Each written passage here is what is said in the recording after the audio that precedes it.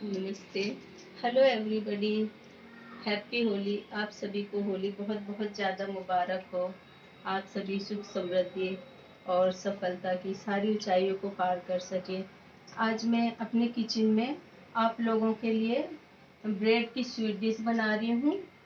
और ये नमकीन है। नमकीन के साथ ये मैंने प्याज, नींबू, पोटैटो रखा हुआ है। इससे मैं आप लोगों को एंड दही, इसके लिए मैं आप लोगों के लिए चटनी बनाऊंगी, चाट बनाऊंगी। और ये मैंने चटनी के लिए 4 टमाटर लिए हैं और ये धनिया पुदीना है। और पाव भाजी के लिए इसमें से 6 टमाटर हैं। और ये मिर्च है, यदि आप चाहें तो मिर्च डालें या ना डालें। और इसके लिए मैंने प्याज रखी है। ये 3-4 टुकड़े अदरक के हैं और 10-12 टुकड़े 10-12 ही लहसुन हैं। और ये भी मैं ग्रेवी में डालूंगी 12-15 काजू। और ग्रेवी बनाते समय इसे बहुत अच्छी तरह से पकाएं। और सब्जी अभी मैंने बॉईल करके फ्रीजर में रखी, क्योंकि सब्जी बहुत ज़्यादा गर्म होती है, उसे ठंडी होने में भी बहुत टाइम लग जाता है। इसलिए सब्जी को थोड़ा सा हल्का सा ठंडा करके मैंने फ्रीजर में रख दिया है। और फिर मैं अभी तैयारी करती हूँ सब। ये मैं ब्रेड की स्वीट डिश बना रही हूँ। इसके लिए मैंने ये 4 ब्रेड लिए हैं और 2 लीटर दूध लिया था। और दूध में जितनी भी मलाई हो उस मलाई को बाहर ना निकालें, उस दूध के साथ ही इसको बॉईल करें। और दूध कम से कम 1 घंटे सिम पर उबालें। ये मैंने दूध उबाल करके पहले से ही गाढ़ा करके रखा हुआ, क्योंकि ज़्यादा टाइम लग जाएगा। अब ये गाढ़ा हो गया है। अब इसमें मैं ये ब्रेड लूँगी और ये ब्रेड को क्रश करके, बहुत ज़्यादा इसको सॉफ्ट करने की कोई ज़रूरत नहीं, अपने आप से ही घुल जाती है। लेकिन एक बात है कि इसे बार बार चलाते रहना पड़ेगा, क्योंकि यदि नहीं चलाएंगे तो ब्रेड जल जाएगी और फिर जलने के बाद स्वाद बहुत बेकार आएगा। इसलिए आप कंटिन्यू इसको हिलाते रहें। और अब मैं अपने गैस को स्टार्ट करती हूँ, क्योंकि अभी मुझे इसमें तेल फ्राई करना है, मसाला सब। तो अब मैं मिक्सी का जार लेती हूँ।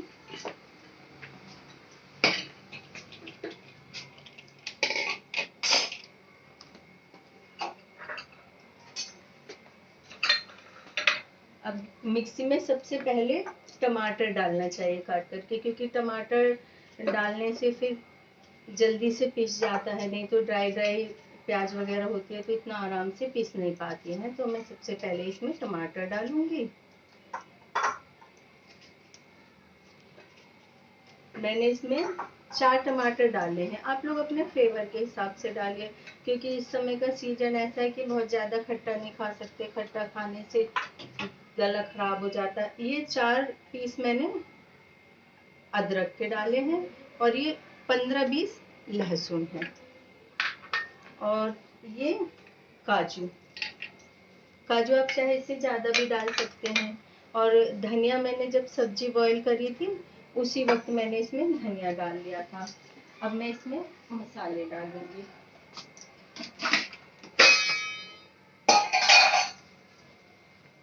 मैंने जब सब्जी बॉईल करी थी तो उसमें नमक डाल दिया था, क्योंकि सब्जी बॉईल करने के लिए कुछ भी बॉईल करो तो नमक डाल दो तो वो ज़्यादा जल्दी पक जाती। थोड़ी सी हल्दी डाल दी थी और 1 चम्मच तेल डाल करके राई से छोंक दिया था उसको। तो अब मैं इसमें डालूंगी आधा चम्मच हल्दी, नमक 1.5 चम्मच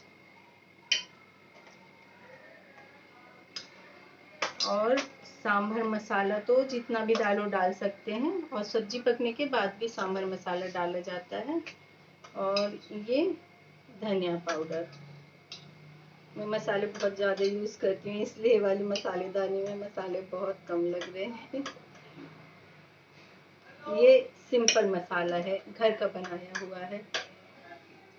और मिर्च तो इसमें ज़्यादा भी डाल सकते हो, क्योंकि स्पाइसी बहुत ही अच्छा लगता है।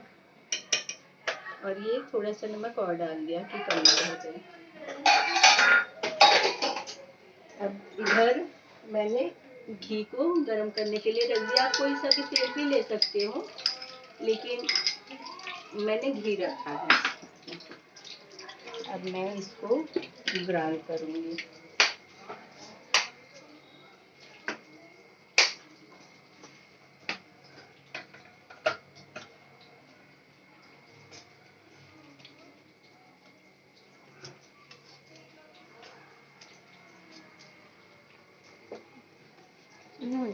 आपने उल्टी लगाई है शायद से ज़्यादा।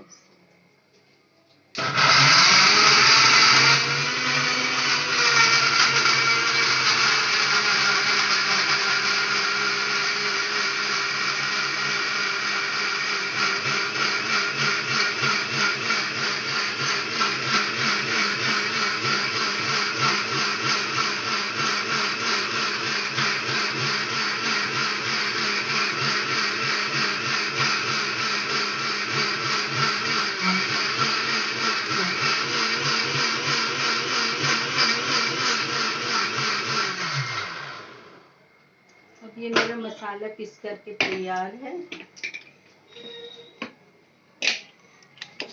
ये देखिए, ये मसाले का कलर इस तरह का आता है।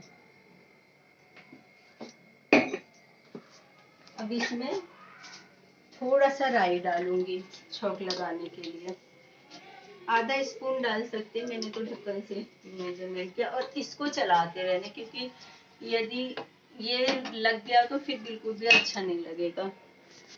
अब ये राई तड़कने लग जाए, फिर इसमें मसाला मिक्स कर दें।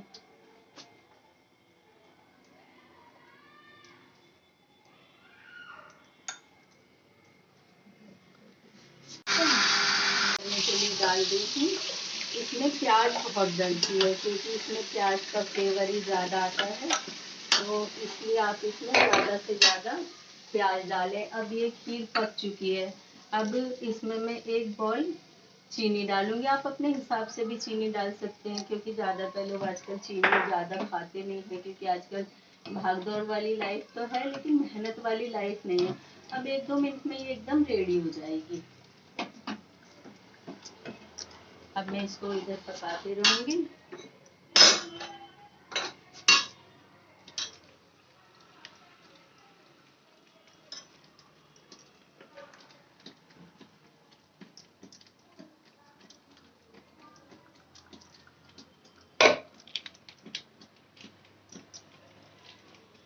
आज होली है, होली के दिन बहुत रौनक रहती है। मेरे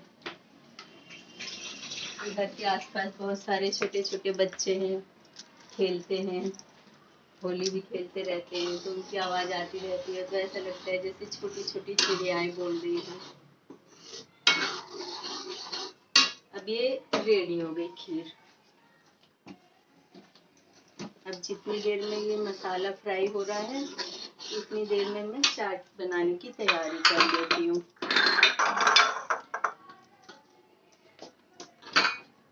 चाट बनाने के लिए ये मैंने पोटैटो पहले से ही बॉईल करके रखे हुए हैं।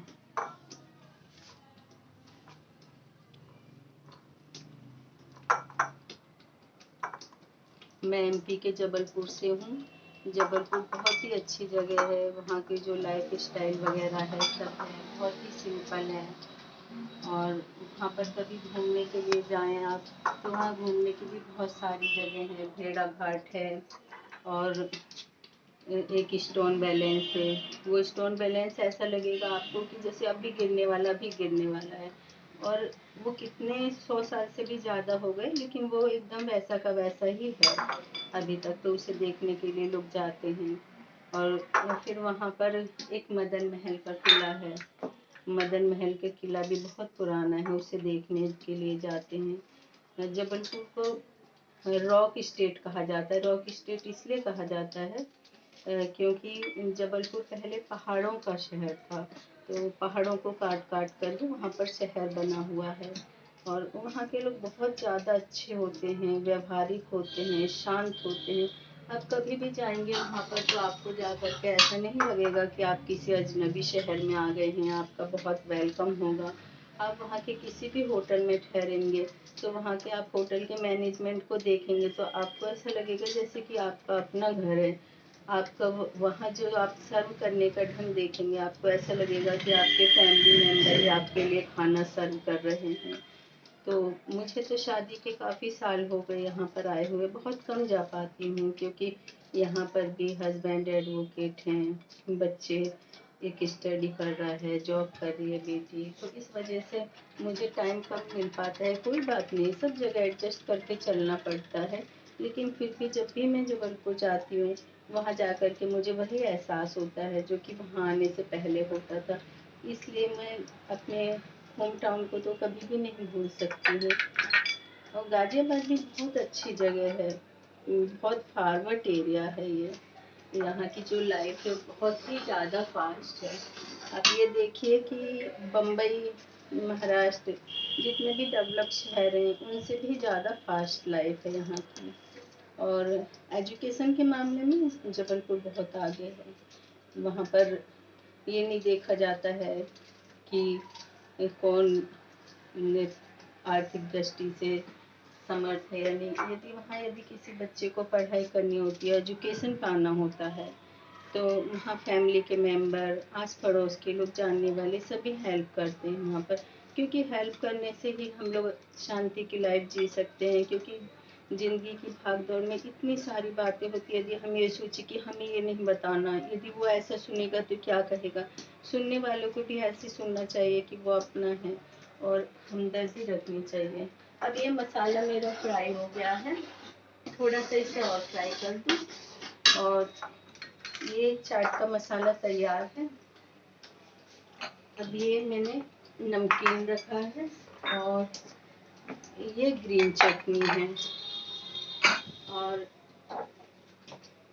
ये दही है। इसमें थोड़ा सा काला नमक डालूंगी।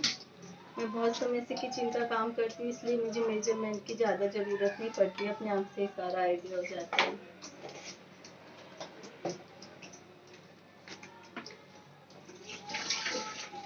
अब इसमें थोड़ा सा सॉस डालूंगी मैं। अच्छा, मैं आपसे एक बात बताना तो भूल गई कि ये जो मैंने नमकीन लिया है, वैसे तो आप कोई भी सिंपल नमकीन ले सकते हैं, लेकिन मैंने ये हींग पापड़ी वाला नमकीन लिया है, क्योंकि ये जो हींग पापड़ी वाला नमकीन है इसमें सारे फ्लेवर होते हैं, और यदि आप इसको चाट को बनाएंगे तो ये चाट बहुत ही ज़्यादा टेस्टी बनेगा। तो अब मैं इसमें थोड़ी सी ग्रीन चटनी डाल लेती हूँ।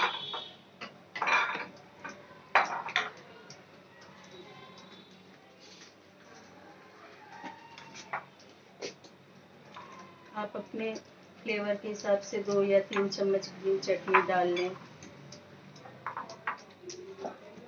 अब मुझे थोड़ा सा बर्तन बड़ा लेना पड़ेगा, इसमें ट्रांसफर करती हूँ, क्योंकि इसमें सारे मसाले की मिक्सिंग करनी पड़ेगी।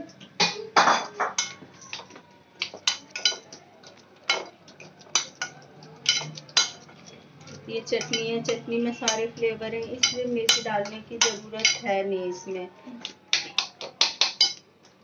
ये दही मैं डालूंगी इतना, एक बाउल दही, क्योंकि दही, ये मौसम ऐसा है कि गर्मी ज़्यादा पड़ने लगी है, और इस वजह से दही डालने से सही फ्लेवर आ जाएगा। अब इसमें मैं सबसे लास्ट में डालूंगी नमकीन। अब ये मेरा चाट रेडी हो गया है, खीर बन चुकी है, चाट भी रेडी हो चुका है। अब इस मसाले में मैं थोड़ा सा सिम कर दूँ, ये इस पे ना बहुत सारा गंदा गंदा हो जाता है पकाते पकाते, इस पे छींटे बहुत ज़्यादा आते हैं मसाले के।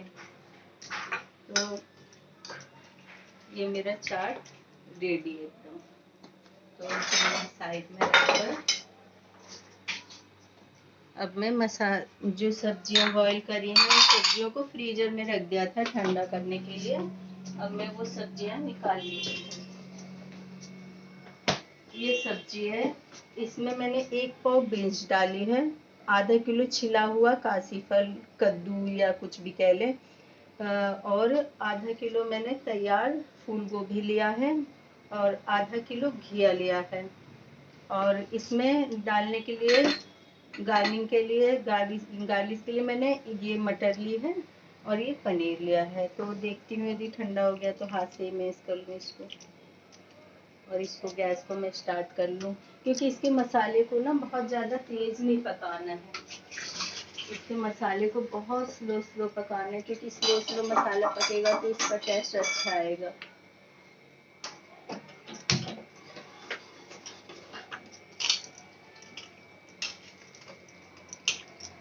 मैंने सुबह से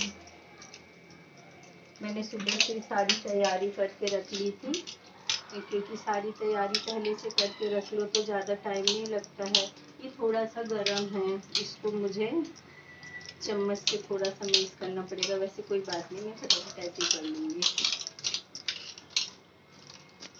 पाव भाजी खाने में भी लाइट होता है, और पहले तो हम लोग पूरी सब्जी खीर वगैरह कोई बहुत अच्छा मानते थे, वेट करते रहते थे कि कब त्योहार आएंगे, हमारे लिए खीर पूरी या सब्जी बनेगी।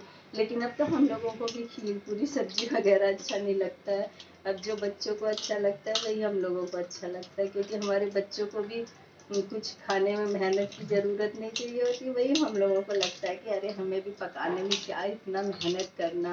तो फिर वही आदत हम लोगों की भी हो गई है। अच्छा है, एडजस्ट करने की आदत होनी चाहिए, क्योंकि एडजस्ट करने से सारे फैमिली के लोग भी खुश रहते हैं। रूड नहीं होना चाहिए, किसी भी एज के लोगों को रूड नहीं होना चाहिए, ना बच्चों को ना बड़ों को। समय के हिसाब से सबको बदलना चाहिए। अब ये मेरा मैश हो चुका, और अच्छी तरह से मैंने सारी सब्जियों को मैश कर लिया है। और ये मसाले को मैं चलाती जाऊंगी। अब मैंने 2 पैकेट ये बटर लिए हैं। ये बटर बर्गर को तवे पर रख करके इसे फ्राई करने के लिए मैंने बटर लिए हैं। और बर्गर यदि आप ले तो एकदम प्लेन वाला बर्गर लें। ये बर्गर जो है ये एकदम प्लेन बर्गर है। यदि आप तिल वाला बर्गर लेंगे तो वो एकदम हार्ड हो जाएगा, उसको फिर सॉफ्ट करो तो उसका फ्लेवर चेंज हो जाएगा। तो आपको यदि वैसे सही लगता है तो कोई बात नहीं, लेकिन मुझे तो यही वाला बर्गर ज़्यादा सही लगा, क्योंकि एक बार मैंने तिल वाला ले लिया था तो उससे सारा का सारा ही फ्लेवर चेंज हो गया था। इसमें जो सब्जियों को ना कहते हैं कि खड़ी खड़ी रहनी चाहिए, लेकिन ये ज़्यादा मिक्स हो जाती है तो सही रहता है, क्योंकि सारी सब्जियों का जो फ्लेवर है ना वो अच्छी तरह से आ जाता है। अब ये सब्जियां जो हैं अच्छी तरह से मैश हो चुकी हैं। अब मैं इन सब्जियों को कढ़ाई में डाल दूंगी।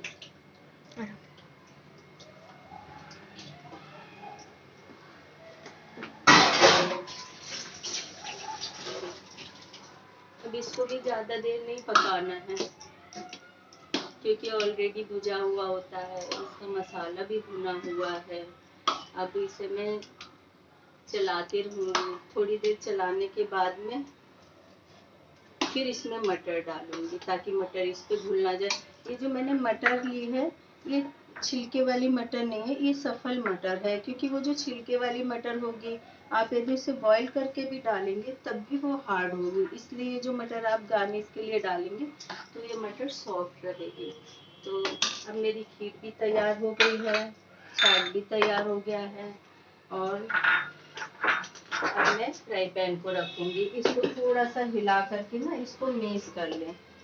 वैसे तो ये देखने में भी खाने में भी अच्छे लगते हैं, लेकिन हल्का सा इसको मैश कर लें तो ये एब्जॉर्ब हो जाएगा बिल्कुल।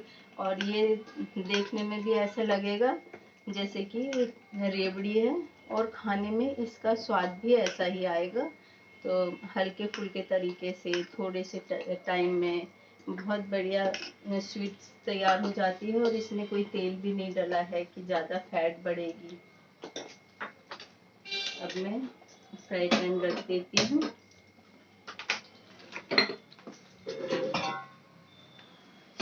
ये मैंने फ्राई पैन रख दिया।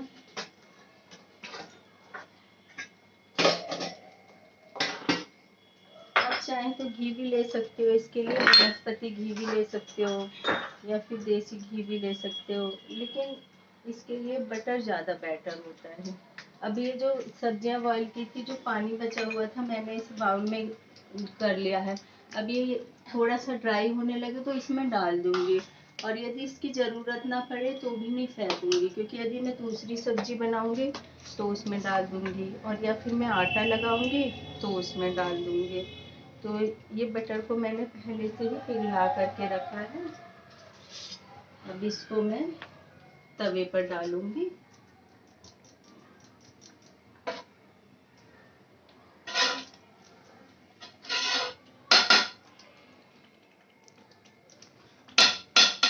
आप लोग अपने कीमती समय में से थोड़ा सा टाइम निकाल करके मेरी कुकिंग को देखें और सब्सक्राइब करें, लाइक करें, क्योंकि हम लोग हाउस वाइफ हैं, सारी लाइफ ऐसे निकल जाती है, कुछ करने का मन भी करता रहे, यदि नहीं कर पाए तो यूट्यूब का जो चैनल है हम लोगों के लिए बहुत ही बेटर है, क्योंकि इसमें ये नहीं देखा जाता है कि हमारी एजुकेशन कैसी है, हमारा घर कैसा है, बर्तन कैसा है। बस आप लोगों का जो मान सम्मान मिलता है उससे हम लोगों को बहुत अपनापन लगता है। अब मैंने ये बर्गर ले लिए हैं। अब ये बर्गर को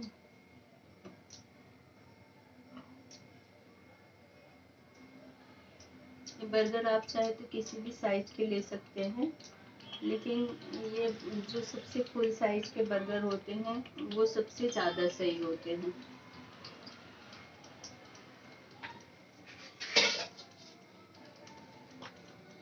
इनको भी ज़्यादा नहीं पकाना है।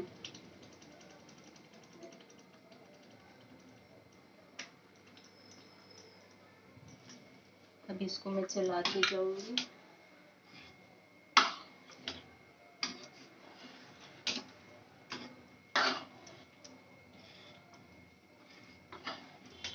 अब ये पकने वाली है, इसलिए मैं इसमें ये बॉइल्ड मटर है, गार्निश के लिए ये डाल दूंगी।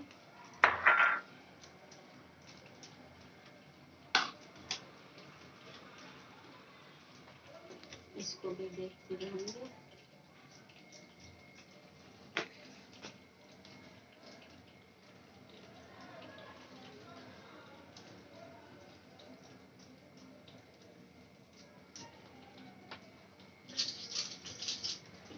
और बटर इस साइड से भी इसमें बटर लगा दूंगी, क्योंकि बटर लगाने से तो इसका स्वाद भी अच्छा आएगा और ये क्रंची क्रंची भी होगा। इसको ज़्यादा नहीं पकाना, क्योंकि ये ज़्यादा पकने से जल जाता है, जलने से फिर वो स्वाद नहीं आता है।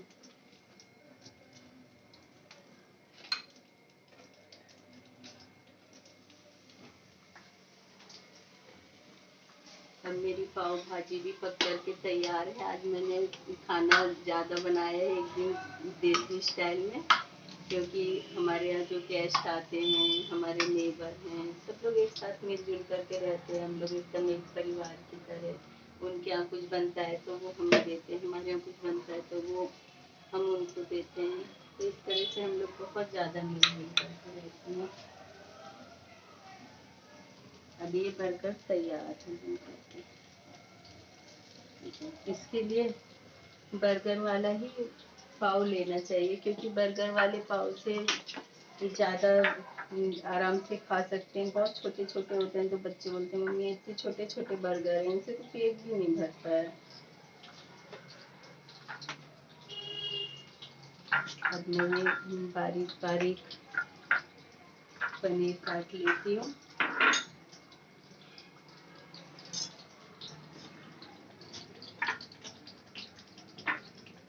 होली का मौसम है, होली में यदि लोग खेलते हैं उससे स्किन खराब हो जाती है, तो स्किन खराब होने से पहले आप इतना होली ना खेलें। और यदि आपका जब भी किसी ने ऐसे कलर वगैरह लगा दिया है तो आप एक कटोरी में 2 चम्मच दूध लें, कच्चा हो या बॉयल हो, उसमें आधा नींबू का रस मिला लें और उसे चेहरे पर स्क्रब करें। जब सूख जाए फिर से लगा लें, तो इससे आपके चेहरे का कलर जो है, रंग लगा हुआ, वो सब साफ हो जाएगा। इस तरह से कंटिन्यू आप इसे दूध और नींबू को लगाते रहेंगे तो आपकी स्किन ऐसी हो जाएगी कि विदाउट मेकअप के भी आपको ऐसा लगेगा कि मेकअप कर रखा है, और इतना शाइन करेगी कि लगेगा जैसे आपने कंसीलर लगा रखा है। क्योंकि ये जो क्रीम वगैरह होती हैं ये तो हमारी स्किन को उस समय के लिए तो एकदम शाइन शाइन कर देती हैं, लेकिन बाद में फिर वो हमारे लिए अंदर ही अंदर जो हमारी स्किन जलती चली जाती है, हमको मालूम भी नहीं पड़ता है, और फिर बाद में स्किन सारी खराब हो जाती है। इसलिए नेचुरल चीज़ों का यूज़ करना चाहिए। अब मेरा ये तैयार हो गया, बन करके एकदम रेडी है। अब ये मेरा खाना बन करके सारा तैयार है। ये मैंने चाट बनाया है, ये ब्रेड की स्वीट डिश है, और ये ग्रीन चटनी है, और ये सैलेड है, और ये भाजी है, और ये पाव है। ये सब कुछ बन करके तैयार है, और प्लीज़ आप लोग इसे देखिए और सब्सक्राइब करिए और बना करके खा करके देखिए ये कैसा लगेगा, क्योंकि ये एकदम सिंपल फूड है और बहुत जल्दी बन जाता है और खाने में भी लाइट रहता है। ग्रीन चटनी ज़रूर बनाइए आप लोग, क्योंकि ग्रीन चटनी डाइजेस्टेड होती है, ये डाइजेस्ट आराम से हो जाती है।